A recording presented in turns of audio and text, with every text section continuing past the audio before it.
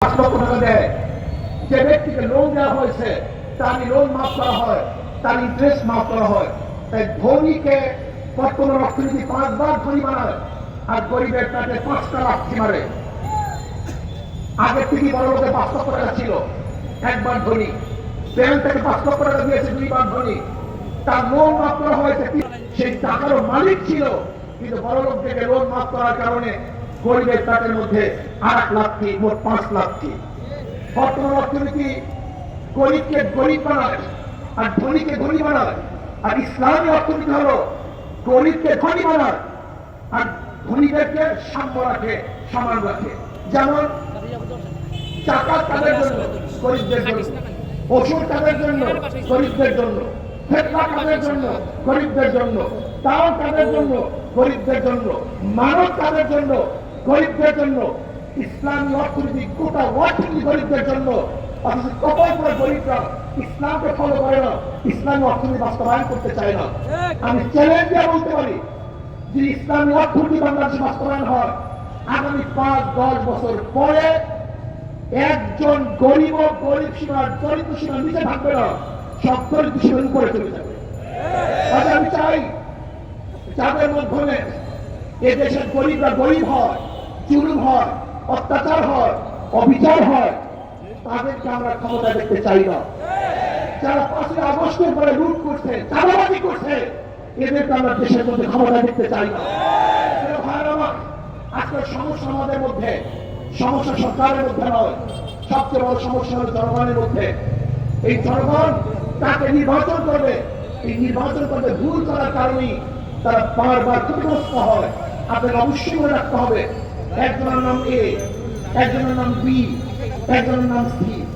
এও তো, বিও তো, সিও তো। ক্ষমতা আছে এ, সে কি করবে? কথা বলেন। হঠাৎ এ, বসাও বি, সে কি করবে? হঠাৎ বি, বসাও সি, সে কি করবে? কারণ নেতার পরিবর্তন হয়েছে, দলের পরিবর্তন হয়েছে, নীতি আদর্শে পরিবর্তন হয়নি। ওসি চলে যায়, এসপি পরিবর্তন হয়, ডিসি ট্রান্সফার হয়, কিন্তু দুর্নীতি ট্রান্সফার হয় না। এর কারণটা কোথায়? এর কারণ যখন নেতৃত্ব ধারণ করবেন, ততদিন পর্যন্ত আন্দোলন করবেন, সংগ্রাম করবেন, কিন্তু মানুষের ভাগ্যের পরিবর্তন হবে না। আজকে এটিএম আমুতুরা, এই সিলেটের সাংবাদিক, বৈষম্য বিরুদ্ধে আন্দোলন করতে গিয়ে তিনি শহীদ হয়েছেন। সেই জালেমরা তাকে শহীদ করছে, আমরা তাদের বিচার কামনা করছি। আজকে দেখেছেন গোটা বাংলাদেশ চলতেছে ভারতের নিয়ম অনুযায়ী। আমি গিয়েছিলাম আজকে, যেখানে ভোলাগঞ্জ পাথর উত্তোলন করা হয়, সেখানে কি অবস্থা? পরিবেশের দোহাই দিয়ে পাথর উত্তোলন করা সম্পূর্ণ বন্ধ করে দিয়েছে।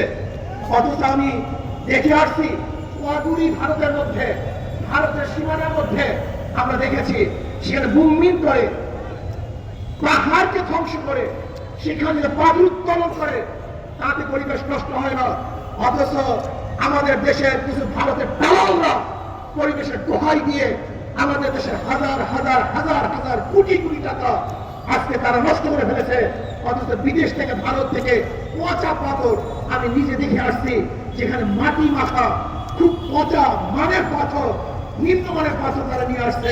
অথচ আমাদের দেশের খনিজ, আমাদের দেশের পাথর আমরা তুলতে পারছি না। আমি অন্তর্বর্তী সরকারকে বলবো, আমি মনে করি যারা পরিবেশের দোহাই দিয়ে পাথর উঠানো বন্ধ করেছেন, তারা এদেশের চিন্তা ভাবনা লালন করেন না, তারা ভারতের চিন্তা ভাবনা লালন করেন। তাদের মেজাজ মন এই দেশের মেজাজ মন নয়, তারা ভারতের মেজাজ এবং মন নিয়ে বসবাস করতেছেন। কাজে আমি অন্তর্বর্তী সরকারকে বলবো, অচিরেই আমাদের দেশের পাথর উঠাবার ব্যবস্থা করে দেন।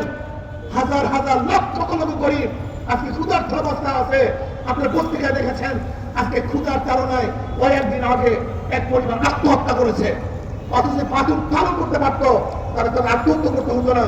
আমাদের হাজার হাজার কোটি কোটি টাকা বাংলাদেশ সেই হইতো, আমাদের দেশে বিদেশি পাচার হতো না। আজকে পাথর আমদানির নামে হাজার হাজার কোটি কোটি ডলার বিদেশে পাচার হয়ে যায়। এই জন্য সরকারকে বলবো, পাথর উঠাবার ব্যবস্থা করে দেন। আজকে বৈষম্য আন্দোলন করতে গিয়ে যারা শাহাদাত বরণ করেছে, এদের অংশ মুসলমান, মুক্তি ইসলামী ছাত্র আন্দোলনের সদস্য ছিল। আপনারা দেখেছেন গতকালকেও যুব আন্দোলনের এক ভাই শহীদ হয়েছে, গুলিতে আহত হয়েছিল। কতজনকে দুনিয়া থেকে বিদায় হয়ে গেছে, হাজারো মানুষ শহীদ হয়েছে নাস্তিকদের প্রতিষ্ঠিত করার জন্য নয়। আজকে শিক্ষার মধ্যে শিক্ষা সিলেবাস সংস্কারের মধ্যে যে সমস্ত আবু সাহিদ সহ যে নাস্তিকদেরকে সদস্য হিসেবে নেওয়া হয়েছে, আমি অন্তর্বর্তী সরকারকে বলবো, যদি নাস্তিক এবং এদেশের মাটি ও মানুষের সাথে যারা সম্পৃক্ত নাই, ভিন্ন কোনো চিন্তা লালন করে এমন কোন ব্যক্তিকে কোন অবস্থাতেই শিক্ষা সিলেবাস সংস্কারে নেওয়া যাবে না, নিতে দেব না, মানি না, মানব না ইনশাআল্লাহ।